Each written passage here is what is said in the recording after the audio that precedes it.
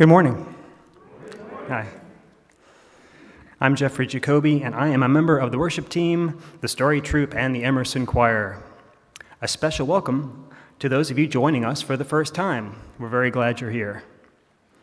As a Unitarian Universalist congregation, we affirm the inherent worth and dignity of each person, no matter who you are, where you are from, or who you love, and we honor your personal spiritual journey, whatever that may be, and we invite you into the work of justice making so that together we can create a peaceful world. In the order of service you received as you entered the sanctuary, you'll find a perforated piece of paper.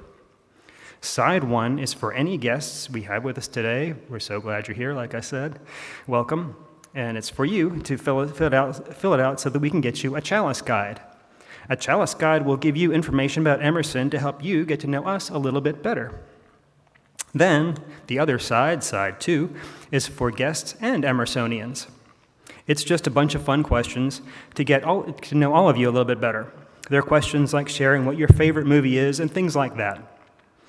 After you fill them out, by the way, there is no pressure to answer every question if there's anything you prefer not to share. So, you fill them out, tear them off, and put them in the offering basket when it passes. There are pencils available if you didn't get one. Today's speaker is Richard Skoonberg. Richard co-leads the Buddhist meditation group here at Emerson, is a founding member of the Red Clay Sangha in Chambly, a non-sectarian Buddhist community, and a former Zen disciple at the Atlanta Soto Zen Center. And we welcome Richard today.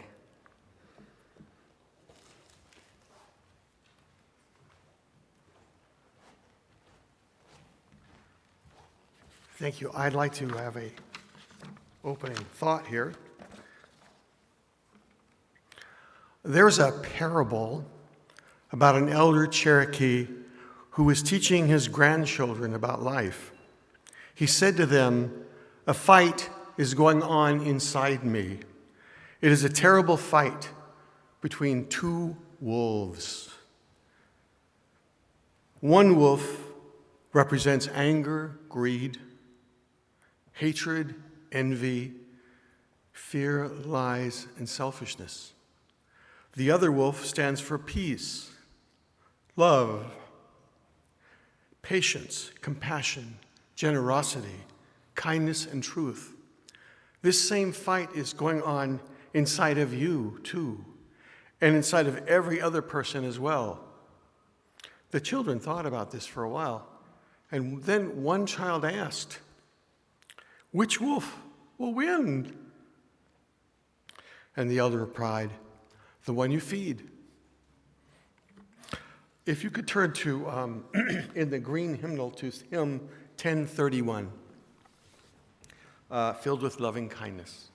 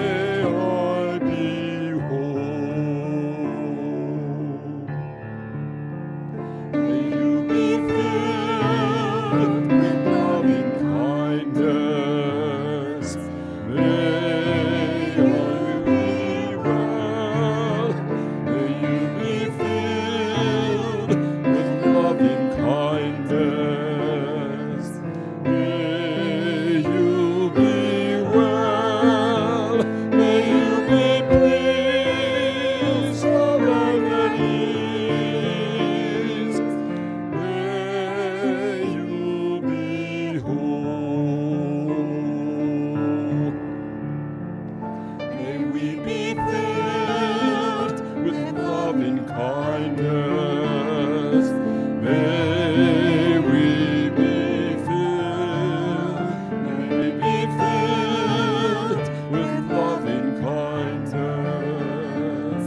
May we be well, may all be peaceful and at ease. May we be whole.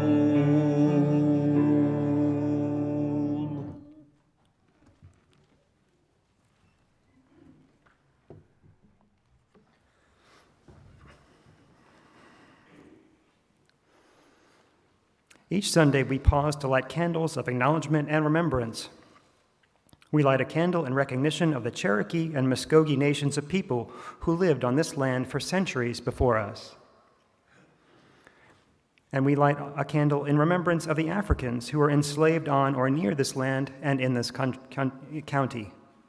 We acknowledge the suffering and destruction caused by the acts of violence that were perpetrated against them, and we commit ourselves to being a people who will not allow such atrocities to continue. May these candles humbly remind us of our interconnection and the impact of our collective actions. May there be healing in all nations of people. Each Sunday, we also light our chalice. Its light is a symbol of Unitarian Universalism and a reminder of our commitment to be a beacon of love and hope in the world. Today's chalice lighting words are from the Dalai Lama.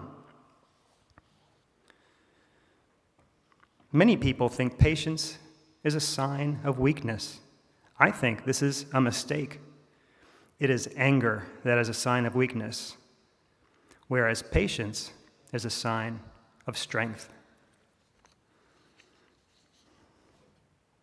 Now, in the spirit of beloved community, let's greet and welcome each other to worship as we share our congregational affirmation: we need not think alike to love alike. Those in the sanctuary, if you choose to, feel free to move around to offer a greeting to others from a distance. For those online, please use the chat to introduce yourself or unmute to say hello.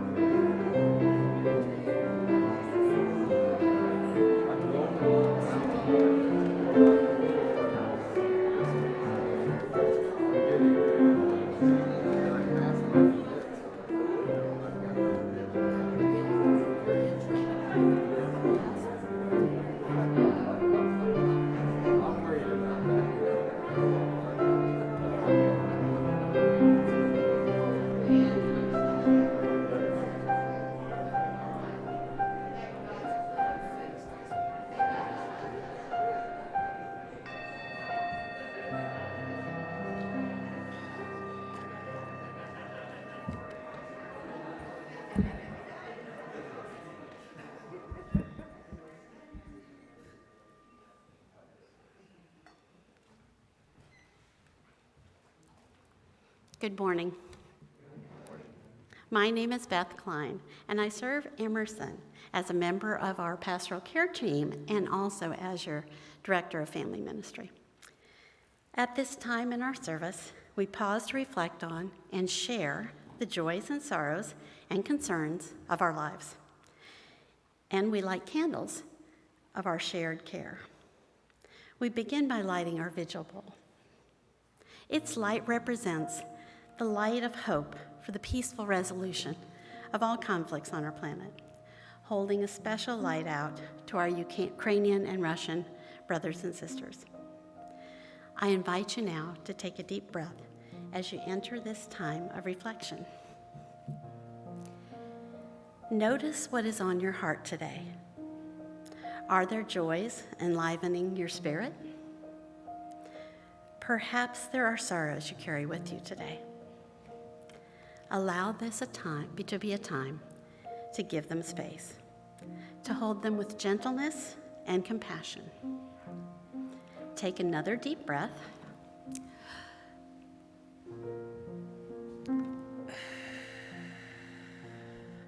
And hold them with gentleness and compassion. Take another deep breath, and in and out. As Jeffrey lights our candles of care.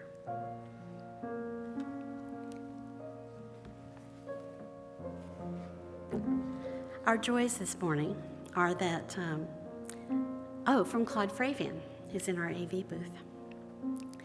He has a joy that he will get to spend a few days at the beach this week. Looking forward to fun in the sun. So that's awesome.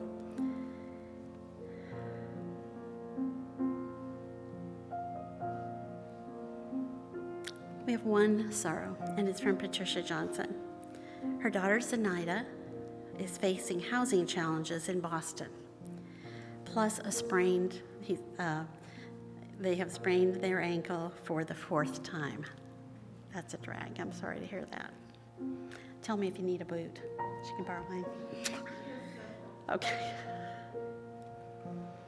With an open heart, hold these sorrows and concerns.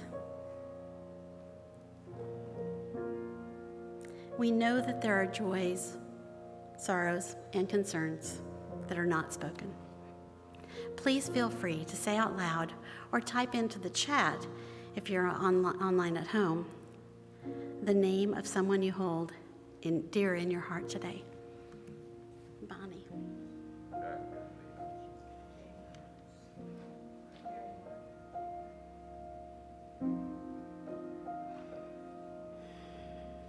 Let us sit in silence for a moment, allowing ourselves to be a part of this community of care.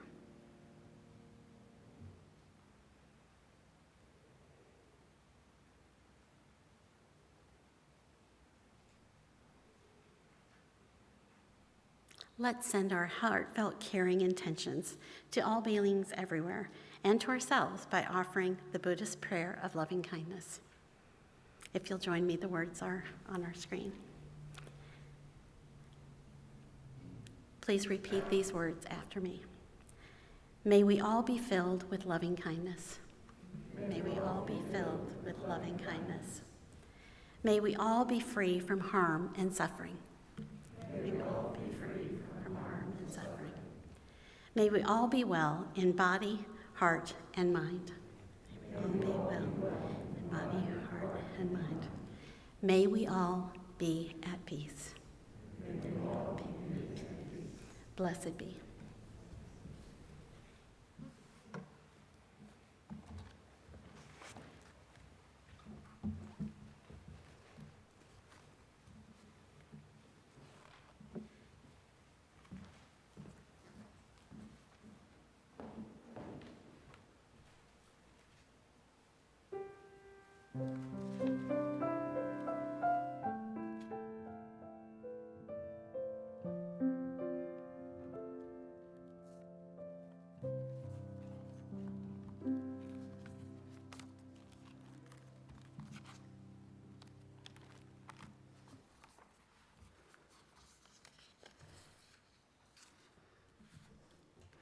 One way we seek to live our values is by partnering with other organizations who work to bring love, kindness, and justice to the world.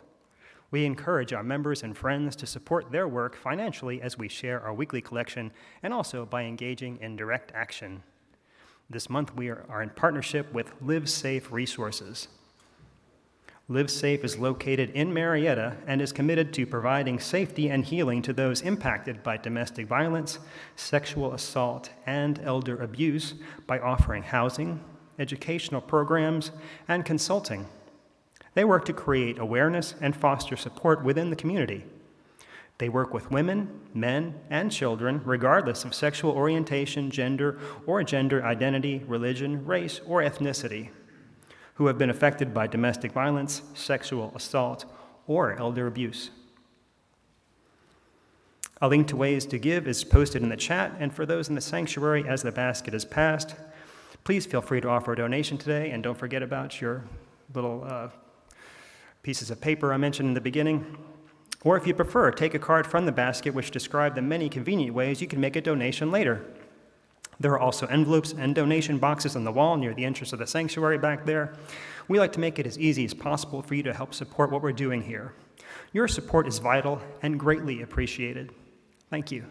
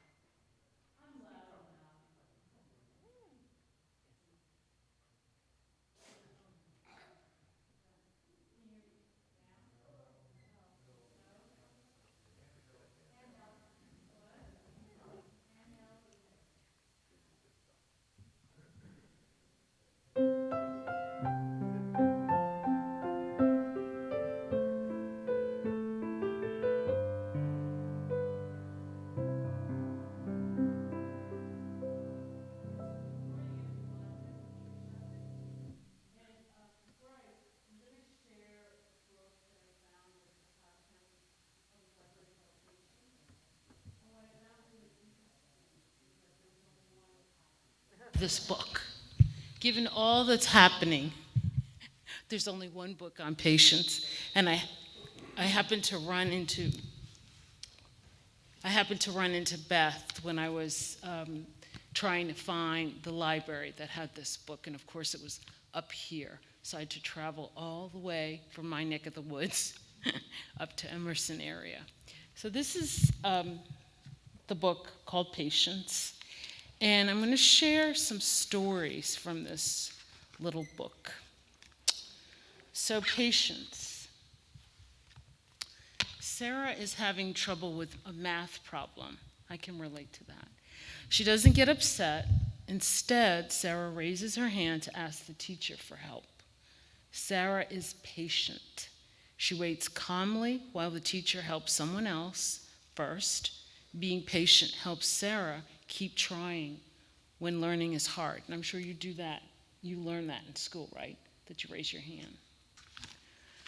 At your school, having patience helps you to do better in school. You're coloring a picture for art class. You want to color the picture fast. You are patient and take time to color the picture. Your teacher notices improvement from last time. Being patient helps you to do a good job.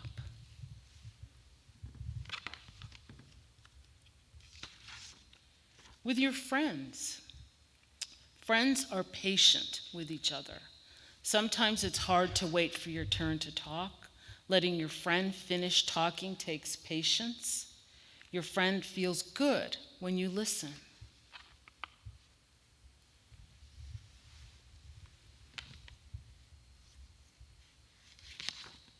At home, patience helps you finish projects.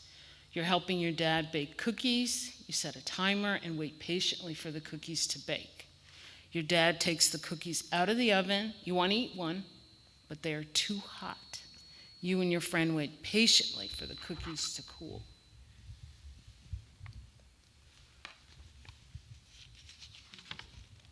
In your community, patience helps you stay safe in your community. You and Jeff want to cross the street. The don't walk sign is flashing. You wait patiently for the light to change. You're calm while you wait. When the sign changes to walk, crossing the street is safe. Fact: waiting and thinking before acting are good ways to practice patience.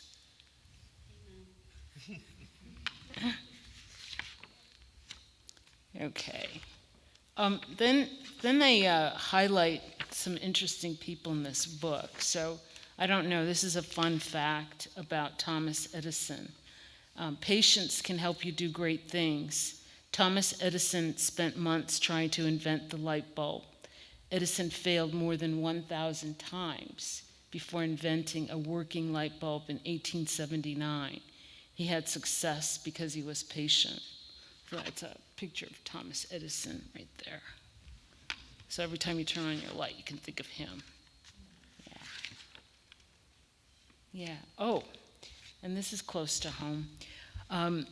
Tibetan monks make designs called mandalas. And if you've never been to Unity Church, I'm not sure due to COVID whether they're doing it, but they are doing it this fall. Great. So mandalas are made out of tiny grains of colored sand, and it's right down Sandy Plains Road, like heading towards Highway 92. Monks spend days carefully placing the sand in patterns. Soon after the mandala is finished, the sand is swept away. Monks practice patience while making mandalas. So that's a picture down there of the mandala, and it is absolutely amazing if you've never been to see that. So, thank you. Patience. Right? It's a good thing. It's a good thing.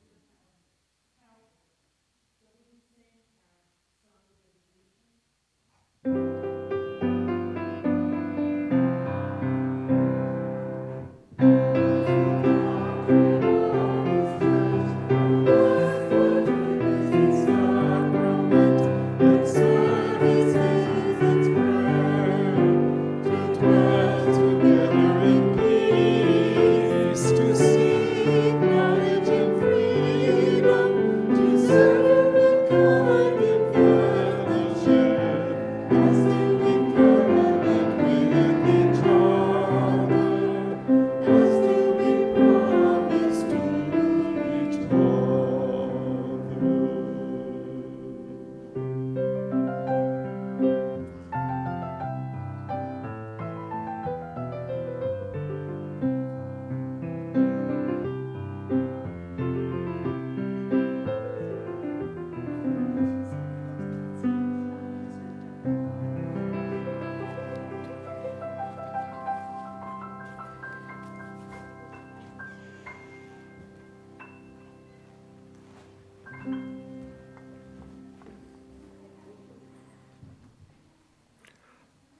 Now we'll have a time of centering. So I'd like everyone to sit back in your chair, all the way back, put your feet flat on the ground, get yourself comfortable.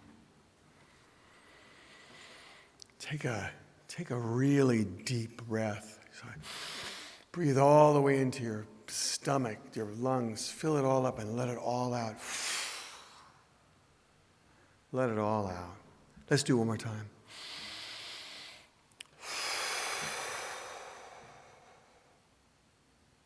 All right. Now close your eyes.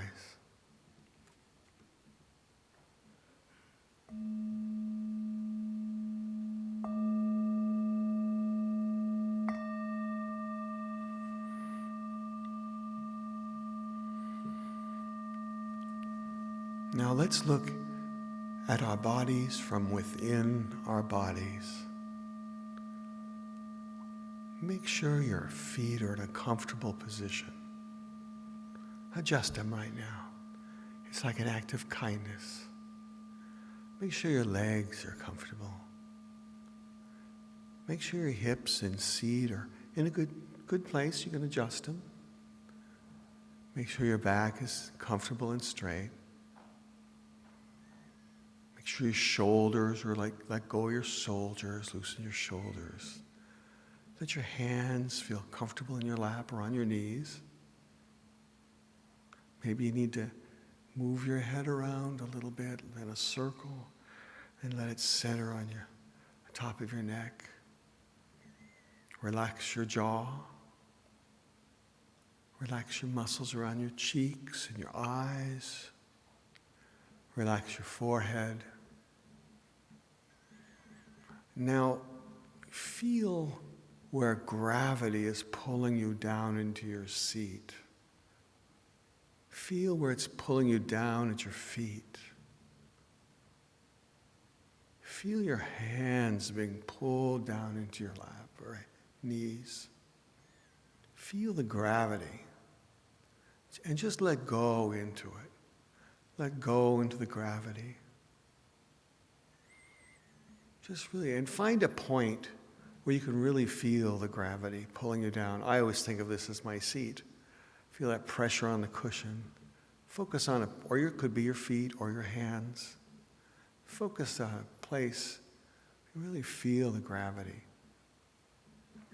Or maybe you'll notice it changes. It'll go from one part to another part of the body.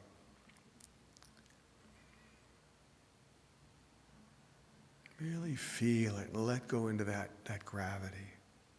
Let go into Mother Earth.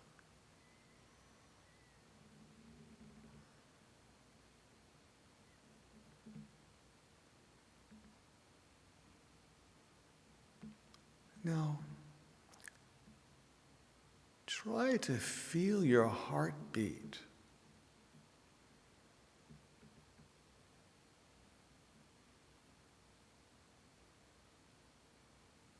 And now move to noticing your breath.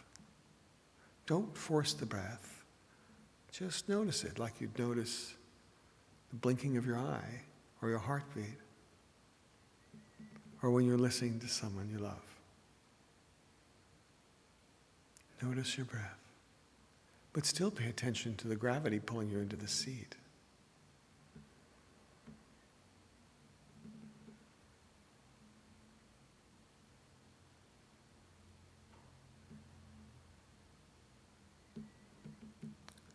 Now feel your eyes in their sockets. What's that feel like?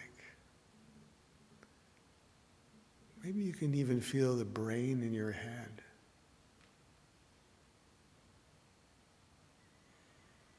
Notice the air moving through your nasal passages down into your throat.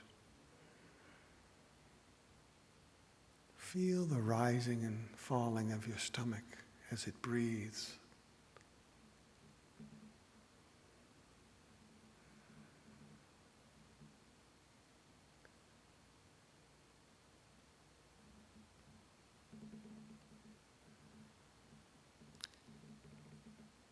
Feel your heart. Is it open? Is it soft?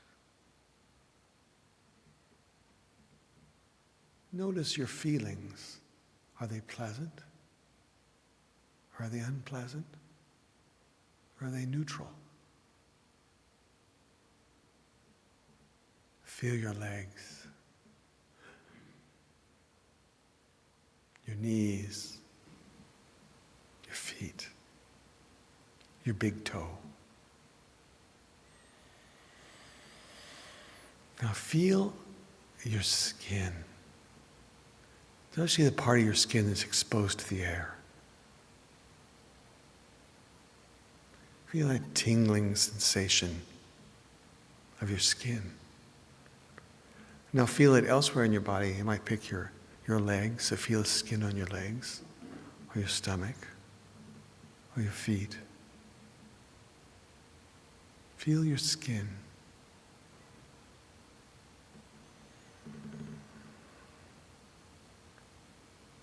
Now feel all over your entire body. Feel your skin.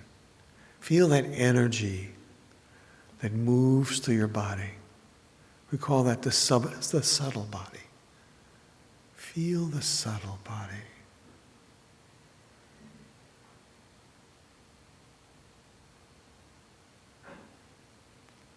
Feel the energy in your body.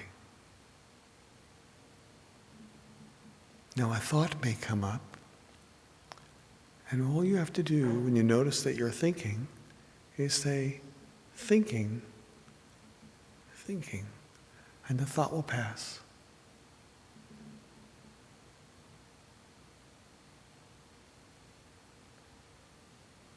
Find the silence within you.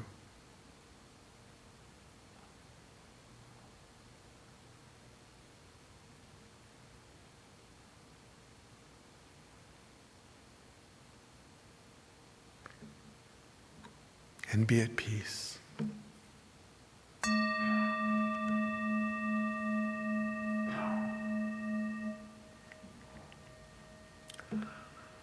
Thank you. You can open your eyes now. We put this back.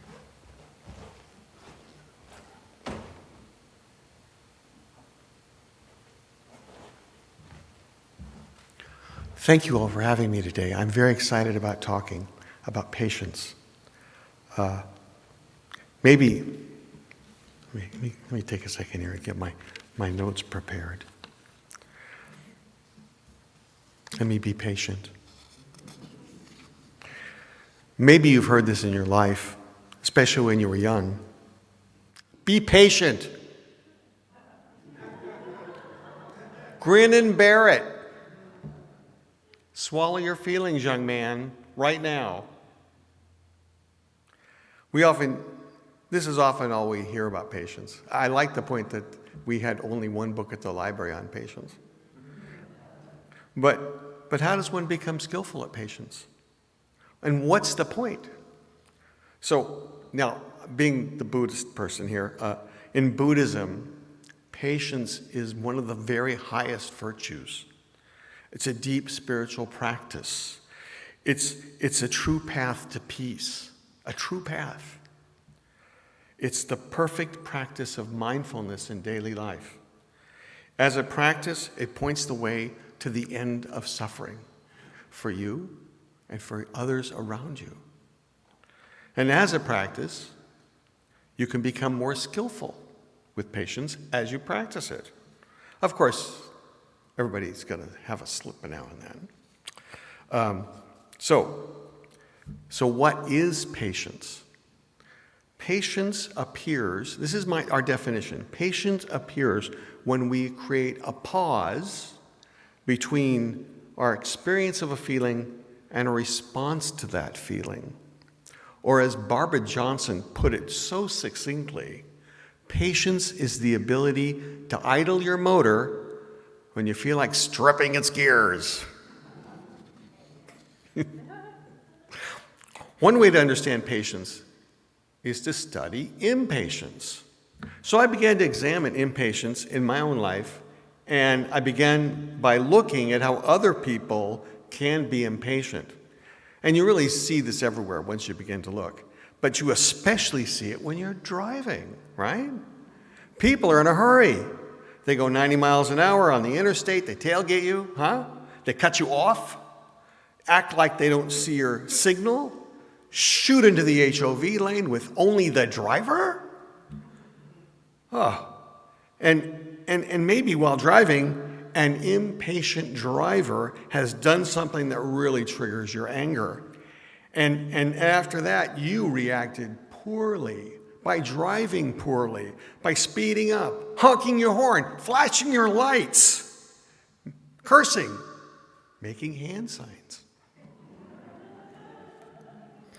Maybe there's a reason there's a reason for that other person's behavior. Maybe his wife is pregnant and the water broke. Maybe it's just an error in judgment on his part when he cut you off, almost murdered you and your children. Just an error in judgment. But aren't we all subject to making errors in judgment? So there's usually a reason for impatience. And we'll get more to this later. But if you think about it, there are impatient people at work, where you play, where you shop, and in your family. So whenever I notice impatience in others, I feel a twinge of impatience. I know impatience. So, well, hurry up. Let's go. Move along. Let's go. Let's do it. Let's fix it right now. I am so tired of waiting. So our impatience, this is an important part. Our impatience can arouse anger and really cause damage in the world, in your relationships, in your work, in your family, on the highway. So, although impatience and anger aren't the same things, they're deeply connected. You might say they live in the same house. When impatience reaches a tipping point, anger rushes in to the rescue. This is the point where something other than anger is needed, and that something is patience. When anger's appeal is so strong, so righteous, so appealing, so immediate, but an outburst of anger can blind us to what's really, really happening. However, taking a pause at the right moment can undermine that very deceiving appeal of anger. You all know what I'm talking about, that deceiving appeal of anger. The damage caused to ourselves and others by such outbursts of anger can be really devastating. Likewise, an ongoing suppression of our angry thoughts and feelings can have serious psychological consequences. We need to feel our anger, but we need to avoid the outburst. That's very hard to do. But it's this way that patience is the antidote to anger. Shantideva, here's a quote. Shantideva was a 8th century Indian philosopher, Buddhist monk, poet, and scholar. He wrote a very famous book titled The Way of the Bodhisattva, a book that the Dalai Lama has studied all his life. In it, Shantideva wrote, "All virtuous deeds and merit, such as giving and making offerings, that we have accumulated over thousands of eons, can be destroyed by just one moment of anger." One moment of anger. I lost an old childhood friend, my best friend as a child, because of a moment of anger. He said something to me that really upset me, and I was hurt, and I got caught up in my own story in my head, which led to a real outburst of anger. And we haven't spoken since. And I've lost contact with him. It's really sad. I wouldn't wish that on anybody. Shantideva also wrote, "There is no evil greater than anger, no virtue greater than patience. Therefore, I should strive in various ways to become familiar with the practice of patience." And remember, patience is the ability, when these strong emotions arise, to take a pause. Take a pause. So one day, a while back, my wife Susan and I were cleaning up and organizing the garage, which is always somewhat stressful. I want to throw everything out, and she wants to keep some of it and yard sale the rest. God forbid, a yard sale? No.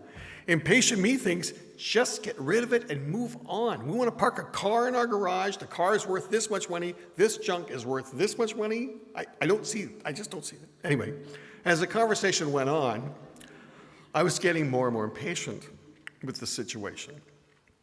And somehow I was feeling threatened and trapped. Then she said something to me, and I don't remember what it was, but my button got pushed hard. At that moment, I felt an emptiness in my gut. My throat started getting all tight, and I felt anger rising in me. And then I watched my thoughts, and my thoughts were like, she said what to me? That hurts. When people say those things to me, I respond with, and then I realized I'd never seen this process before in my life. This process is often so automatic. I felt I was impatient. I felt anger. And then some automatic justification came quickly to mind. My personal story of suffering, my victimhood. Oh, it all happened so quickly. It was a revelation. That's what it was. Normally, this response is so automatic in us, so quick. Now maybe it was the fact that I did meditation for a while, for many years, that I tended to kind of slow down my thinking, and I kind of begin to see it happen. But anyway, at that moment, when I just was about to pounce, I had this thought, this is my wife. I've been married to her for 35 years at the time. And I know she loves me and meant no harm. Maybe my reaction was totally misread the situation, right? And this was the pause with a capital P. And I just didn't react to her remark, what she said. I listened instead. I listened. All that energy that was aroused in me passed quickly away. If I'd gotten angry with her, it very well could have escalated into something pretty awful. She'd get angry with me, and you know what? She'd be justified. And now when someone says something to me that gets me upset or presses my buttons, I do my best to take a pause and then to really listen and let my feelings arise and pass away without adding a story. My personal story of suffering, which is very important, I think. But this insight, this seeing the process, as simple as it sounds, was a big insight for me. Again, what is patience? Patience appears when we create a pause between our experience of a feeling and our response to that feeling. I carried that insight from the garage into my work. Scott, my boss at work, was often very short-tempered, and he would take it out on me, his worker, and I would get impatient and say the wrong thing. I mean, for example, we were doing a training session, and I forgot to do something, and he got really teed off, and he looked at me and said, "How could you possibly forget?" And I casually looked at him and said, "Scott, I don't bat 1,000." And then he really, he went to the roof. I said the wrong thing, obviously. But after the experience in the garage, when he was impatient with me or with his job, I practiced listening. If it was about me, I would listen and accept it and try not to react. But also, I would also practice metta on myself. May you be safe. May you be kind, happy, may you be well, may you be at peace. May he be at peace, right? I did that. I would just breathe and do that. It helps soften the blow. But I was really truly practicing patience now. And he was a very private person. And because I listened without reacting, a change happened. He began to open up to me. He began to share his personal challenges in work and in his life. So our relationship really blossomed, and we became really good friends. And we really began to work well together. And for me, this was a really important thing because it changed my whole idea about what work was about. I mean, I had to learn this when I was like 63, right? But it was about other people, not about me. So in Buddhism, there's no sin per se. It's really about three poisons: greed, anger, and ignorance. So anger is one of the three poisons that causes suffering in the world. We can look around and see this: greed, anger, and ignorance. Ignorance is sometimes referred to as delusion. Some of our leaders are deluded. So it's natural to get angry, but what's harmful is that we cannot let go of our anger. Buddha described holding on to your anger as holding on to a hot coal in your hand, only burning yourself, not the other person for whom you're holding that piece of coal for. So Buddha offered the following teaching on anger to the monk Osaka. Having slain anger, one sleeps soundly. Having slain anger, one does not sorrow. The killing of anger, Osaka, with its poisoned root and honeyed tip. This is the killing that the noble ones praise. For having slain that, one does not sorrow. Ultimately, the patience is the practice of mindfulness in the world. In Buddhist thought, there are 6 paramitas of perfections on the path to enlightenment. Patience is one of them. Patience is the pause, and that pause is mindfulness. So, back to what patience is. There are 3 aspects of patience: gentle forbearance, endurance of hardship, and the acceptance of the truth. The first aspect of impatience is gentle forbearance. This is when you're waiting in a long line at the grocery store or helping your child with homework when it's the least interesting thing in the world to you and to your child, or sitting in traffic on I-85. It's not true patience. We just want to eradicate the challenge, get it over with. But by learning to relax, step back, focus on our breathing, think about something pleasant. If you're in the car, turn the radio on to nice music. Your feelings of impatience will cease. The second aspect of impatience is the endurance of hardship. Everyone experiences hardships in this life. Sometimes we experience hardships when we're trying to reach a goal, like attending college when you're a single mom, or when you don't have enough food or enough money for food or to live on. And there are a great many hardships in life. A little humor goes a long way in these situations, and faith that things are always changing.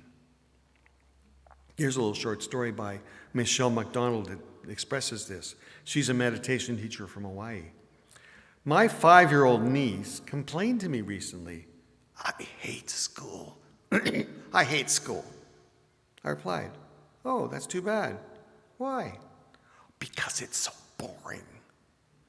Well, she said, so she loves the movie Finding Nemo, so I reminded her how Dory and Nemo's father, Marlin, endured so many obstacles when they tried to locate and liberate Nemo.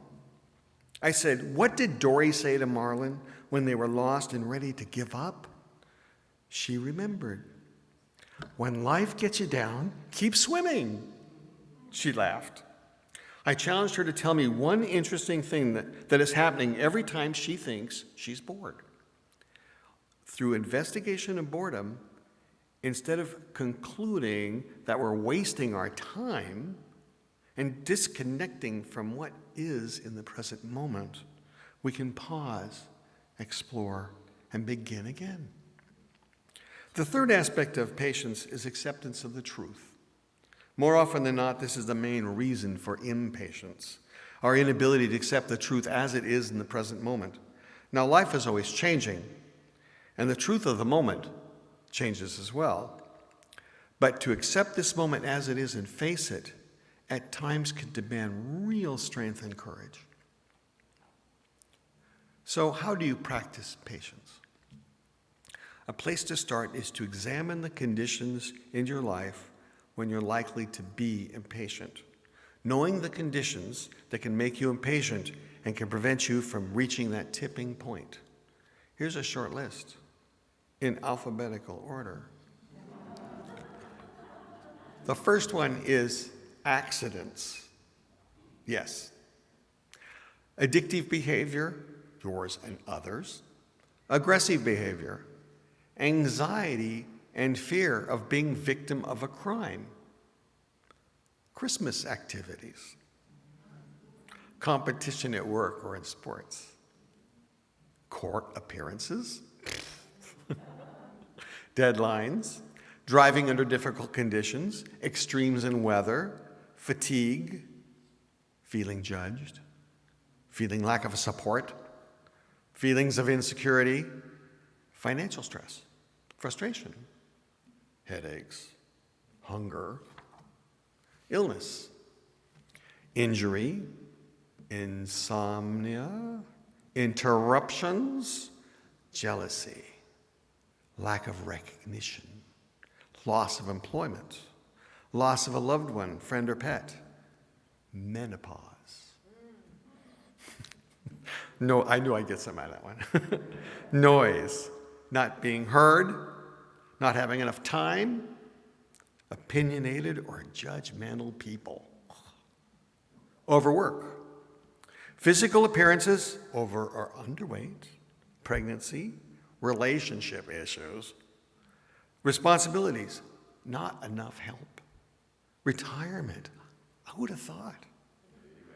Separation or divorce. Struggles with technology. Traffic, amen. Give me an amen on that one. Yeah. Amen. Traffic. I mean, is there one I missed? Going to the bathroom? Needing to do that? So what's this pause thing I've been talking about? Well, there's actual science behind it.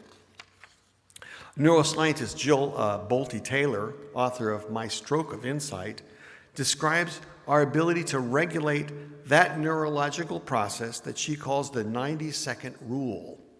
When a person has a reaction to something in their environment, there's a 90-second chemical process that happens, and any remaining emotional response is just the person choosing to stay in that emotional loop. In plain English, this means this. When your impatience is at a tipping point, or you just get upset, if you can just feel the emotion and sense in your body and breathe and not dwell on your story, and then continue to feed the flames, it'll pass in 90 seconds.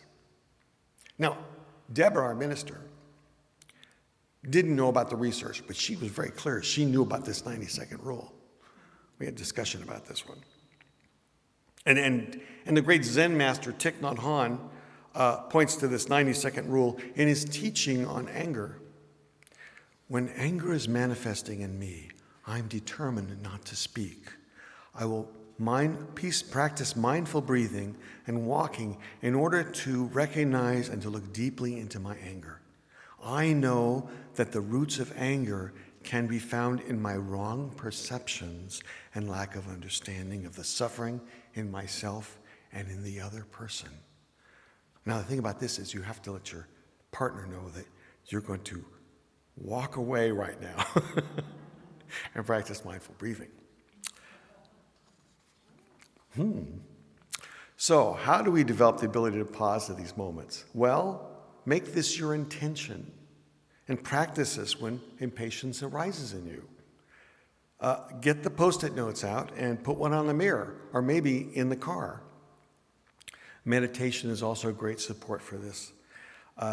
through daily silent practice, meditation practice, as little as 5-10 minutes a day, you can begin to slow down your thinking and examine it and see if what you're thinking is true and in line with your intention. You will learn how not to believe everything you think. And remember, this is a practice, and you're bound to fail at times. Don't give up.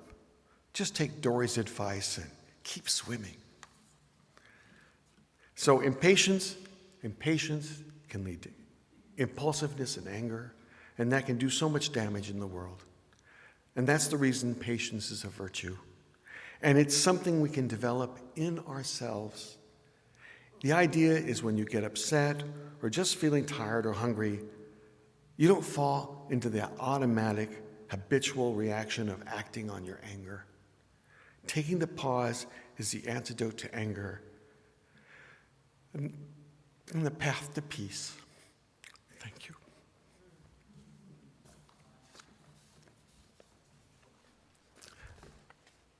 And now, if we'll turn to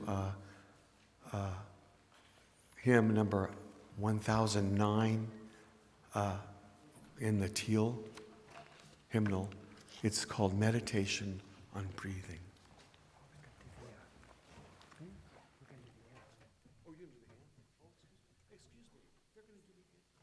Excuse me, I'm wrong. I was wrong. We're going to do the anthem instead. I should follow this thing.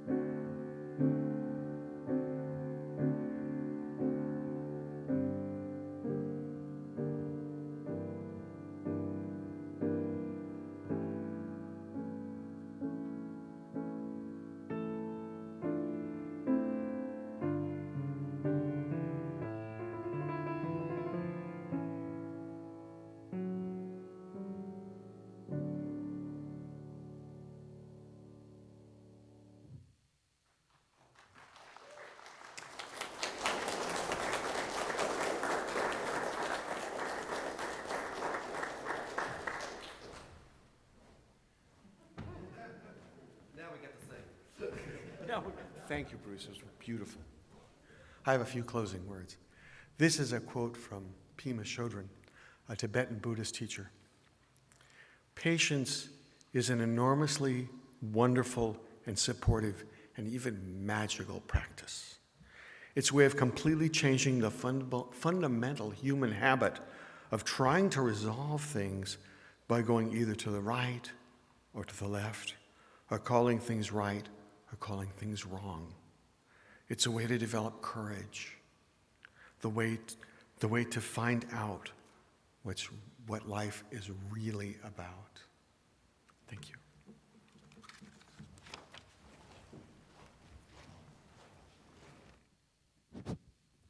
All right, we're going to stand if you're able and sing with us hymn 1009, Meditation on Breathing. This is a beautiful hymn, and we're going to start. If you open up the hymnal and look, there's 3 parts. At the very bottom is the drone. Ed's going to start you on the drone. We'll do it twice through. If you just want to stay on that drone the whole time, as our wonderful hymn singers, thank you, add the other parts, feel free to just stay on the drone. We're going to build it. I would really hope to see some people moving. Take your cues from Ed. He's great at it.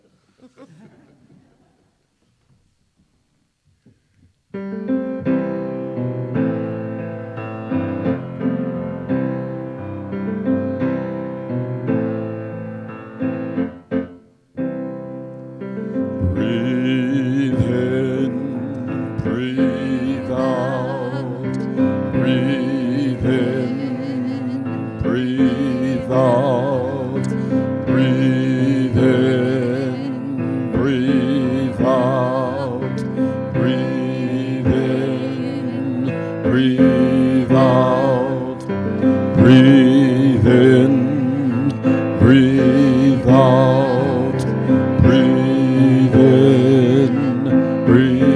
out, breathe in, breathe out, breathe in,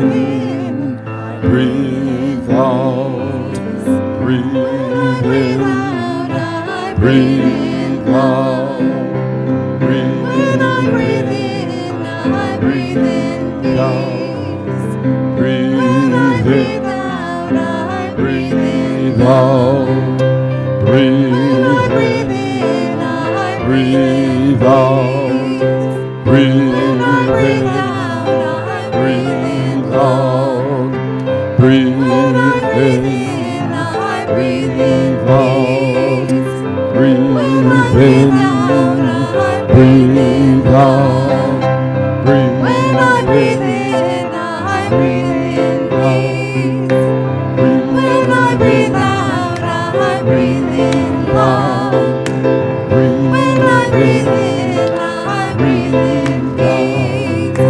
When I breathe out, I breathe in love.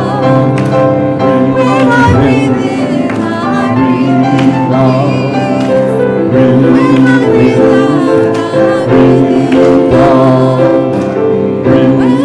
I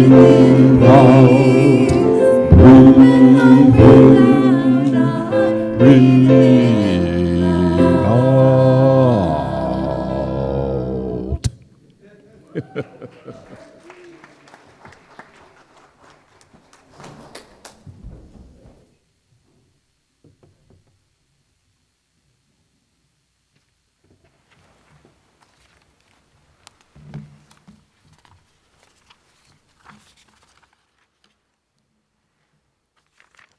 Here we go. We hope you have been nourished in heart and mind by our worship today. I really appreciate the message of patience, Richard. That's a message I can always hear. I never can hear enough about that. It's always good to be reminded. It doesn't matter how many times I hear about it. It's always like, oh yeah, I forgot. That's so good to hear. And please plan to join us next week as we continue our Voices of Emerson series with our guest speakers. And next week will be our very own George Clear. And so be sure to come back next Sunday to hear what he has to say. His message is called Thinking Inside the Box, which is all about the human dilemma of trying to understand what it's like to be in someone else's shoes. As our chalice is extinguished this morning, please join me in the final words. They're posted in the chat and in the order of service. We extinguish this chalice but not the light of truth, the warmth of community, or the fire of commitment. These we carry in our hearts and out into the world until we are together again.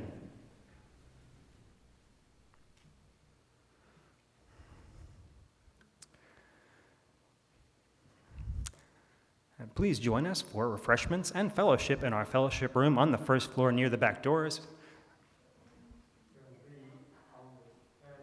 Oh, actually, we're going to be on the patio today out back behind the building outside. So please join us for that. We'll have coffee and food. And for those of you online, please stay tuned, and you'll be able to go to virtual breakout rooms for fellowship time. At 11:15, please join us right after coffee time for sermon reflections right here in the sanctuary. And there will also be Kids RE today, the music class. And so if you have any thoughts on the subject, you can join us in the sanctuary for reflections, or the music class is going to be really great. I know Bruce has been working really hard on getting that together. So our service is now concluded, but our connection has only begun. Go in peace and take peace wherever you go.